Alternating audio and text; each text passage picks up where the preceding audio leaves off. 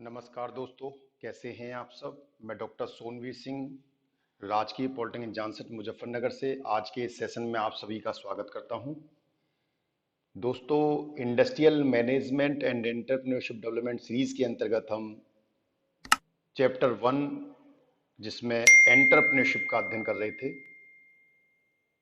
Last lecture number 23 में हमने partnership deed और डिसोल्यूशन ऑफ फर्म का अध्ययन किया था कि पार्टनरशिप के लिए किस तरह का संलेख अभिलेख हम तैयार करते हैं और इसके साथ साथ किसी भी अगर फर्म को विघटन होना है, डिसॉल्व होना है तो कैसे होगा, वो सारा हमने अध्ययन किया था। आज के इस सेशन में हम डिस्कस करेंगे कोऑपरेटिव सोसाइटी, जिसे हम बोलते हैं सहकारी समिति।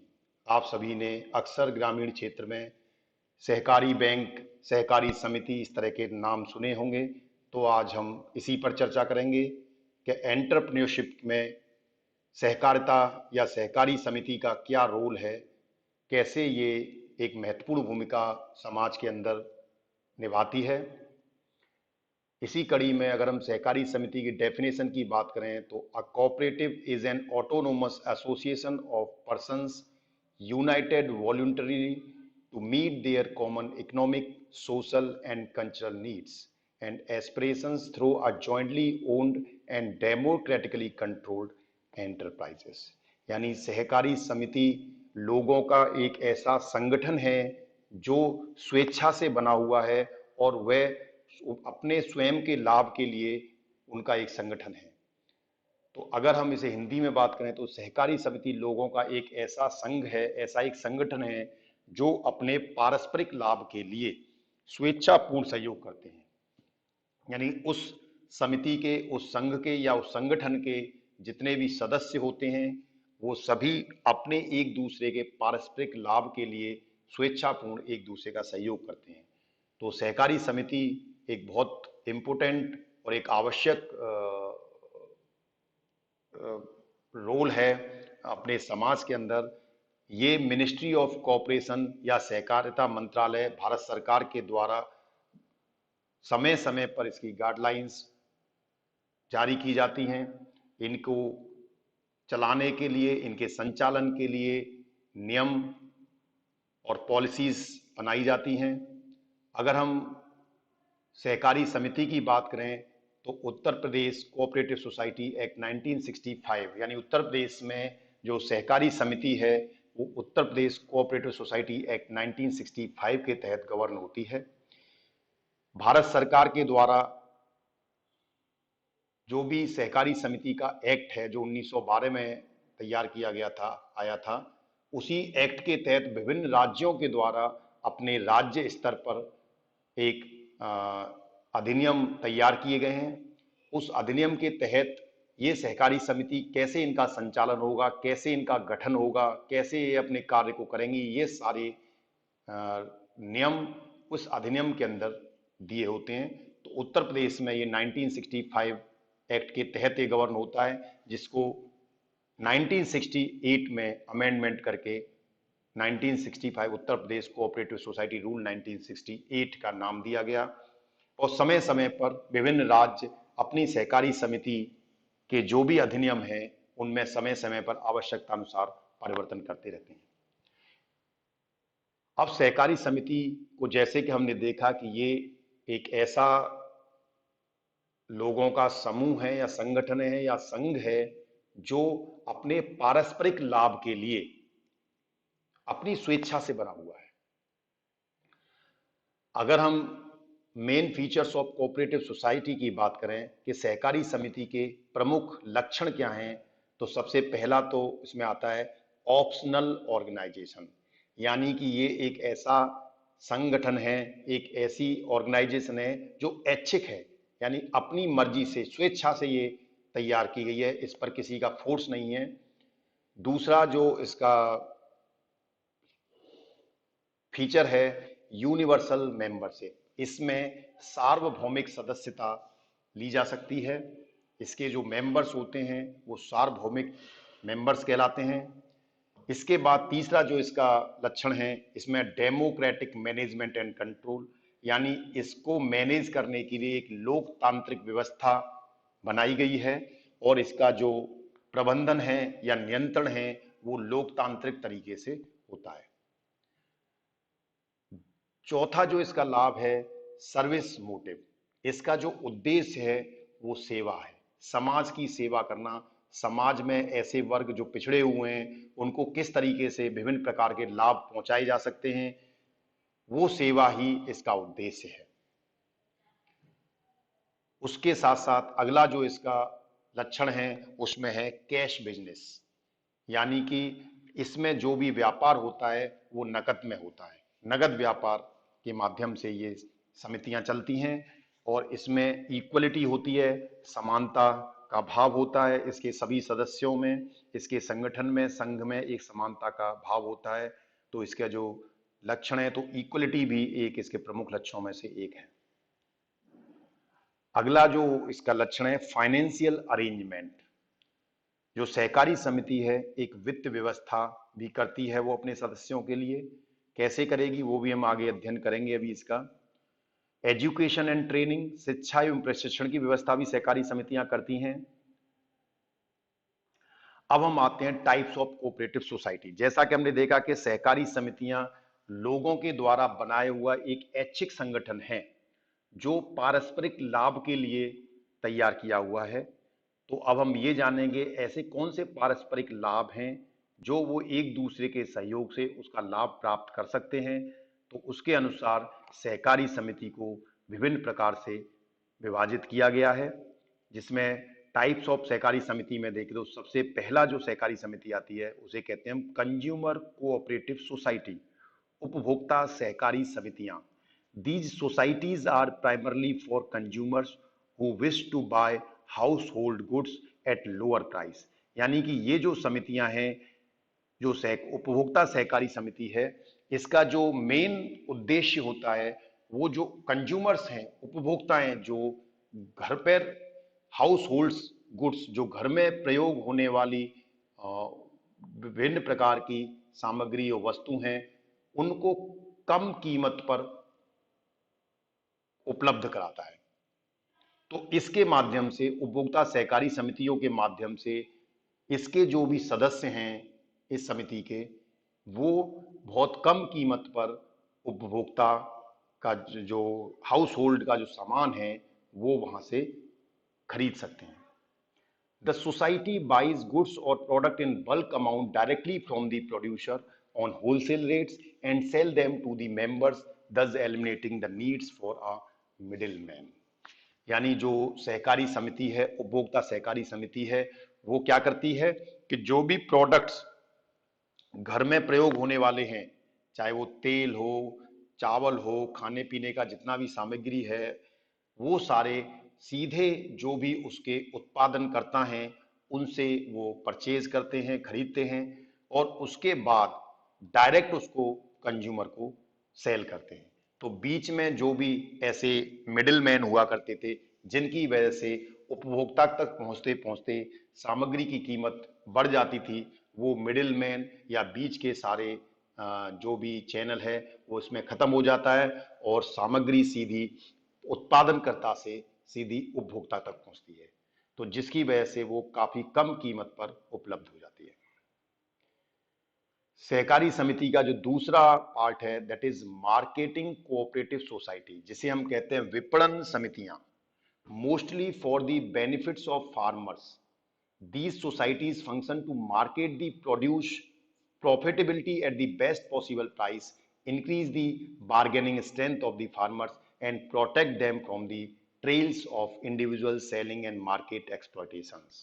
यानी विपणन समितियों का जो कार्य होता है वो किसान को समृद्ध करना होता है और किसान को इस तरह से तैयार करना होता है कि जिससे वो मार्केट में अपने प्रोडक्ट को ज्यादा से ज्यादा प्रॉफिट पर सेल कर सके और उसमें किसान के अंदर बार्गेन करने की क्षमता विकसित हो जाए कि वो अपना सामान बेचे तो उसमें बार्गेन कर पाए, उसके साथ ऐसी कोई कंपल्सन या मजबूरी ना हो कि वो कम कीमत पर सामान बेचने को तैयार हो जाए, तो उसको उस तरह से ट्रेन किया जाता है, उसको उस तरह से सुविधा दी जाती है विपणन समिति के द्वारा कि वो बार्गेन करने की कंडीशन में हो, उस बार्गेनिंग करने की उसके अंदर स्ट्रेंथ आए और वो अपने सामान को, अपने कृषि के जितने भी उत्पाद हैं उन सभी को अधिक से अधिक कीमत पर बेच सके, जिससे मार्केट में जो इंडिविजुअल्स हैं और मार्केट में जो भी ब्रोकर्स हैं उनके द्वारा उसका हैरेसमेंट ना हो, एक्सप्लॉयटेशन ना हो। तीसरा जो प्रकार आता है that is producer cooperative society, उत्पादक सहकारी समितियां, also known as industrial cooperatives. These types of society looks out for the small scale producer in a cutthroat market scenario. यानी तीसरी तरह की जो समितियां हैं प्रोड्यूसर कोऑपरेटिव सोसाइटी हैं, जिन्हें इंडस्ट्रियल कोऑपरेटिव भी बोलते हैं। ये एज ए स्टूडेंट आप लोगों के लिए बहुत ज्यादा इंपॉर्टेंट है। अगर आप एंटरप्रेन्योर बनना चाहते हैं तो आपको प्रोड्यूसर कोऑपरेटिव सोसाइटी के बारे में पता होनी चाहिए, यानी आप अपनी खुद की एक ऐसी कंपनी कोऑपरेटिव सोसाइटी के माध्यम से खोल सकते हैं, जिसमें लोगों को एक संघ बनाकर आप कई सारे लोग मिलकर अपना एक ऐसा कोई भी इंडस्ट्रियल कोऑपरेटिव खोल सकते हैं, जिसके माध्यम से आप जो भी उत्पादन करेंगे वो एक स्मॉल स्केल के रूप में होगा और उसके माध्यम से आप समाज को बहुत कम कीमत पर अपना उत्पादन प्रोवाइड कर पाएंगे। तो ये एक उत्पादक सहकारी समिति के माध्यम से संभव हो पाता है। Production and distribution are handled from within the cooperative, यानी जो भी इस इंडस्ट्रियल कोऑपरेटिव के द्वारा जो उत्पादन होगा, जो भी प्रोडक्ट तैयार होंगे, उनका प्रोडक्शन, उनका उत्पादन और उसका डिस्ट्रीब्यूशन दोनों ही उस कोऑपरेटिव के माध्यम से होंगे। तीसरी जो समिति, चौथी जो समिति आती है that is cooperative credit societies, सहकारी साख समितियां। These are urban and rural financial societies that provide loan to members at low rates of interest, protecting the members from massive debts to traditional money leading agencies. यानी कि ये cooperative credit society, सहकारी साख समितियां अधिकतर urban और rural area में चलाई जाती हैं, संचालन होता है, और ये हम क्या करती है कि जो भी सहकारी समिति के मेंबर्स होते हैं उनको बहुत कम कीमत पर लोन की सुविधा उपलब्ध कराती है, बहुत लो रेट ऑफ इंटरेस्ट पर। जबकि यही लोन जब हम किसी और मार्केट में ट्रेडिशनल मनी लैंडिंग एजेंसी से लेते हैं या किसी बैंक से लेते हैं तो हमें वो हाई रेट पर मिलता है। सहकारी समिति जो हैं, सहकारी साख समितियां, उनके माध्यम से जो लोन लेते हैं वो बहुत कम कीमत पर लोन प्राप्त हो जाता है। They serve a basic but highly personalised banking role in a sense, यानी कि जो सहकारी साख समितियां हैं उनका रोल बहुत बेसिक है, एक पर्सनलाइज्ड बैंक की तरह है। They have deposit schemes in forms of saving accounts, FD, RD, pension scheme etcetera. यानी कि जो भी सहकारी साख समितियां हैं वो एक बैंक की तरह काम करती हैं और वो सारी सुविधाएं वो अपने मेंबर्स को प्रोवाइड करती हैं जो एक बैंक कराती है, जिसके माध्यम से अकाउंट है, सेविंग अकाउंट है, फिक्स डिपॉजिट है, रैकरिंग डिपॉजिट है, पेंशन स्कीम्स हैं। इस तरह की सारी सुविधाएं उस साख समिति के द्वारा अपने मेंबर्स को दी जाती है। The money procured is then given on loans to members as personal loan. जो समिति के मेंबर्स अपने पैसे को saving accounts, fix deposit, recurring deposit, इन स्कीम्स में अपना इन्वेस्ट करते हैं या उसे सेव करते हैं, सेविंग करते हैं, तो उस पैसे को समिति फिर दूसरे लोगों में पर्सनल लोन के माध्यम से, एग्रीकल्चर लोन के माध्यम से, हाउसिंग और व्हीकल लोन के माध्यम से ऐसे मेंबर जिनको लोन की आवश्यकता है उनको उपलब्ध कराती है। फिफ्थ जो आती है that is cooperative farming society, सहकारी कृषि समितियां। The financial challenge, farmer may not be able to maximise agriculture output individually and earn optimum profit. तो कुछ ऐसे किसान जो फाइनेंशियली बहुत वीक होते हैं वो अपने कृषि में, अपने खेतों में जो भी फसल का उत्पादन करते हैं उसका जो आउटपुट आता है उसको वो अकेले उस लेवल तक नहीं बेच पाते जिससे उन्हें अधिक से अधिक प्रॉफिट हो पाए। यानी वो अपने एग्रीकल्चरल आउटपुट को, यानी जो भी एग्रीकल्चर से उनको उत्पादन हो रहा है, जो प्रोडक्ट प्राप्त हो रहा है, उसको वो ऑप्टिमम प्रॉफिट के साथ नहीं बेच पाते, क्योंकि वो फाइनेंशियली चैलेंज पीपल होते हैं, फाइनेंशियली वीक पीपल होते हैं। तो उनके पास इतना पैसा नहीं होता कि वो अपने उत्पाद को उस मंडी में या उस शहर में बेच सकें जहां पर उन्हें ज्यादा से ज्यादा प्रॉफिट हो सके। तो ये सहकारी जो कृषि समितियां हैं, ये ऐसे किसानों को, farming co-ops are a way for farmer to retain the right to their land, yet pool together and consolidate land, livestock and equipment while earning a share in the total output as per the contribution made। तो ये सहकारी समितियां क्या करती हैं कि जो भी ऐसे किसान होते हैं जो फाइनेंशियली चैलेंज होते हैं, फाइनेंशियली वीक होते हैं, उनको इस तरह की सुविधा प्रदान करती है कि वो अपनी लैंड को, जमीन को, अपने पशुधन को, लाइव स्टॉक को, अपने पशुधन को या अपने इक्विपमेंट को एक पूल में, यानी कई सारे लोग मिलकर उनका प्रयोग करते हैं। और पूल में किसी के पास ट्रैक्टर है, किसी के पास पशु है, किसी के पास एग्रीकल्चर है, इस तरह से एक दूसरे के साथ मिलकर काम करते हैं। उसके बाद जो भी उससे आउटपुट मिलता है, उसमें उनका जैसा कंट्रीब्यूशन है, उसके अनुसार उनको प्रॉफिट प्राप्त हो जाता है। सपोज अगर कोई किसान है, किसान पे जमीन है, लेकिन उसके पास अपना कोई इक्विपमेंट नहीं है, कोई एग्रीकल्चरल इक्विपमेंट नहीं है जिसके माध्यम से वो खेती को आसानी से कर पाए, तो वो किसी दूसरे ऐसे किसान के साथ में मिलकर पूल बनाकर, पूलिंग करके वो खेती कर सकता है, जिसके माध्यम से दोनों मिलकर या और अधिक लोग मिलकर एक पूलिंग के माध्यम से उस एग्रीकल्चर को या पशुधन को प्रयोग करते हैं, जिसके माध्यम से जो भी आउटपुट आता है उसमें उनके कंट्रीब्यूशन के अनुसार उनको शेयर के अनुसार प्रॉफिट मिल जाता है। छठवीं जो कोऑपरेटिव सोसाइटी है, उसमें कोऑपरेटिव मिल्क सोसाइटी है, सहकारी दुग्ध समितियां। The financially challenged farmer may not be able to maximize his livestock output individually and earn optimum profit। यानी ऐसे किसान जो फाइनेंशियली बहुत वीक होते हैं, वो अपने जो पशुधन होते हैं उसके द्वारा जो उत्पाद के रूप में जो दूध मिलता है, उसको वो उस लेवल तक बेच नहीं पाते, उस लेवल तक जिससे उन्हें अधिकतम प्रॉफिट प्राप्त हो सके, ऑप्टिमम प्रॉफिट प्राप्त हो, अधिकतम लाभ प्राप्त नहीं कर पाते। तो ये जितनी भी दुग्ध समितियां हैं, ये मिल्क कोऑप्स आर, जो भी दुग्ध समितियां are a way for farmers to retain the right to their livestock, yet pool together and consolidate livestock and equipment while earning a share in the total output as per the contribution made। तो इसमें भी ये milk जो दुग्ध सहकारी समिति हैं, ये ऐसे चैलेंज फार्मर्स को एक प्लेटफॉर्म प्रोवाइड करती हैं, जिसमें वो कई सारे लोग मिलकर अपने लाइव स्टॉक को, पशुधन को यूज कर पाएं, और पूलिंग के माध्यम से, और जो भी पशुधन है, उसके इक्विपमेंट्स हैं, वो सब एक दूसरे का यूज करके और उसको एक ऑप्टिमम लाभ प्राप्त करें, और अकॉर्डिंग टू देयर शेयर, और जैसा कंट्रीब्यूशन उन्होंने इसमें किया उसके अनुसार उनको प्रॉफिट प्राप्त हो जाता है। नेक्स्ट जो कोऑपरेटिव सोसाइटी आती है, that is called housing cooperative society, सहकारी गृह समितियां। Housing cooperative societies are a type of society that provides affordable housing to the middle and low income group. ऐसे समाज में ऐसे पिछड़े हुए लोग, ऐसे गरीब लोग जो फाइनेंशियली वीक हैं, कमजोर हैं, जो कि एक हाउस, स्वयं एक महंगा घर अफोर्ड नहीं कर सकते, उनको अफोर्डेबल हाउस प्रोवाइड करती है, एक ऐसा घर जिसे वो खरीद सकें।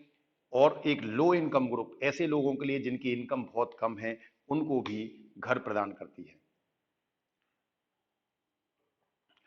One become a member by purchasing shares in the cooperative instead of owning the real estate। The members own a share in the entire corporation, which in turn gives them a house to reside in। यानी कि जो भी उस housing सहकारी समिति के, जो गृह सहकारी समिति है, उसके जो मेंबर्स होते हैं, अगर वो अपना थोड़ा बहुत पैसा उस समिति में शेयर करते हैं, तो समिति जब हाउस डेवलप करती है, तो शेयर के माध्यम से उनको हाउस के रूप में उसका रिटर्न भी देती है। Such societies are commonly found in urban and semi urban areas. तो गृह समितियां जो हैं वो अक्सर करके अर्बन शहरी क्षेत्र में और सेमी अर्बन अर्ध शहरी क्षेत्र में होती हैं। अब हम आते हैं कि ये हमने डिफरेंट तरह की विभिन्न प्रकार की सहकारी समितियां देखी, जिनके माध्यम से समाज में पिछड़े हुए गरीब लोगों का एक समाज में उत्थान करने हेतु और उनके विकास हेतु इनका निर्माण किया गया। और वो सहकारी समितियां भारत के अंदर काफ़ी लंबे समय से संचालित हैं और अपने सदस्यों को काफ़ी सारा लाभ पहुंचा रहे हैं। अब हम बात करते हैं एडवांटेजेस ऑफ कोऑपरेटिव सोसाइटी। जैसा कि हमने अभी विभिन्न प्रकार की समितियां देखी, तो उससे हमें काफ़ी कुछ चीज़ें ये क्लियर हो गई हैं कि इसकी क्या क्या एडवांटेज हो सकती है। जैसे सबसे पहली जो एडवांटेज है, इजीली इस्टैब्लिश, यानी कि कोई भी सहकारी समिति अगर हम गठन कर रहे हैं तो उसकी स्थापना बहुत आसान होती है, वो आसानी से हो जाती है। ओपन मेंबरशिप, खुली सदस्यता है। अगर कोई भी सहकारी समिति है, अगर कोई भी व्यक्ति उसका सदस्य बनना चाहता है तो आसानी से वो सहकारी समिति का सदस्य बन सकता है। It's open to all. Social and economic movement, यानी कि ये सहकारी समिति एक सामाजिक और आर्थिक आंदोलन है, यानी समाज के लिए उनको आर्थिक रूप से सुदृढ़ करने, मजबूत करने हेतु चलाया गया एक आंदोलन कह सकते हैं हम इसे। It's a like a movement, एक आंदोलन है। लिमिटेड लाइबिलिटीज, इसमें जो दायित्व हैं वो बहुत सीमित हैं, लिमिटेड दायित्व हैं, क्योंकि ये कोई इंडिविजुअल ऑर्गेनाइजेशन ना हो के ग्रुप ऑफ पीपल्स का एक संघ है, एक संगठन है जो पारस्परिक लाभ के लिए तैयार किया हुआ है। तो इसमें लाभ भी सभी में डिवाइड होता है और दायित्व भी सभी में डिवाइड होते हैं, बांटे जाते हैं। तो इसीलिए हम ये कहते हैं कि इसमें जो दायित्व हैं वो लिमिटेड दायित्व हैं। रिड्यूसेस कंपटीशन, प्रतिस्पर्धा को न्यूनतम करना। इसके माध्यम से आपने देखा कि इसमें जो प्रतिस्पर्धा है वो काफी कम हो जाती है और चीजें बहुत आसान हो जाती हैं। लेस एक्सपेंसिव ऑपरेशन, जो सहकारी समितियां हैं उनको ऑपरेट करने में जो भी खर्चा आता है वो बहुत कम होता है, यानी मितव्ययी संचालन होता है, बहुत कम खर्चे पर इनका संचालन होता है। Availability of low cost and good quality goods, इसके माध्यम से सस्ती तथा अच्छी वस्तुओं की उपलब्धता होती है। सहकारी समितियों के माध्यम से आपने देखा जो भी उसके मेंबर हैं वो सहकारी समिति के माध्यम से सस्ती और अच्छी क्वालिटी की वस्तुएं उपलब्ध हो पाती हैं उनको। टैक्स बेनिफिट, कर संबंधी लाभ भी हमें मिलते हैं सहकारी समितियों में अगर हम कोई इन्वेस्ट करते हैं। स्टेबिलिटी एंड कंटिन्यूटी, इस तरह की समितियों में स्थिरता भी है और निरंतरता भी है। मोर इकोनॉमिक स्ट्रांगनेस, अधिक आर्थिक सुदृढ़ता, ये ज्यादातर जो भी लोग इस समिति के माध्यम से जुड़े होते हैं, समिति के मेंबर होते हैं, वो इकोनॉमिकली और ज्यादा मजबूत हो जाते हैं, सुदृढ़ हो जाते हैं, स्ट्रांग हो जाते हैं। गवर्नमेंट हेल्प एंड प्रोटेक्शन, सरकारी सहायता व संरक्षण, यानी इन सहकारी समितियों को सरकारी सहायता भी प्राप्त होती है और इसके साथ साथ सरकारी संरक्षण भी प्राप्त होता है, यानी इनको गवर्नमेंट की तरफ से हेल्प भी प्रोवाइड होती है, इसके साथ साथ प्रोटेक्शन भी प्रोवाइड होती है। सोशल गेन है, एक सामाजिक लाभ है, यानी सहकारी समितियों का हमारे समाज में होना समाज का एक सामाजिक लाभ है। अब हम बात करते हैं डिसएडवांटेजेस ऑफ कोऑपरेटिव सोसाइटी की। जो भी स्टूडेंट आज चैनल से पहली बार जुड़े हैं उनसे निवेदन है कृपया चैनल को सब्सक्राइब कर लीजिए और नीचे बने बेल आइकन्स को क्लिक कर लीजिए, जिससे आपको लेटेस्ट वीडियोस नोटिफिकेशन के माध्यम से मिलते रहें। अब हम बात करते हैं डिसएडवांटेजेस ऑफ कोऑपरेटिव सोसाइटी। तो डिसएडवांटेज में क्या है इसका कि इसके अंदर जो फंड होता है वो लिमिटेड फंड है, यानी सीमित वित्तीय साधन है। दूसरा जो इसका डिसएडवांटेज है लिमिटेड फील्ड, इसका क्षेत्र भी सीमित है, एक सीमित क्षेत्र तक ही ये काम करती है।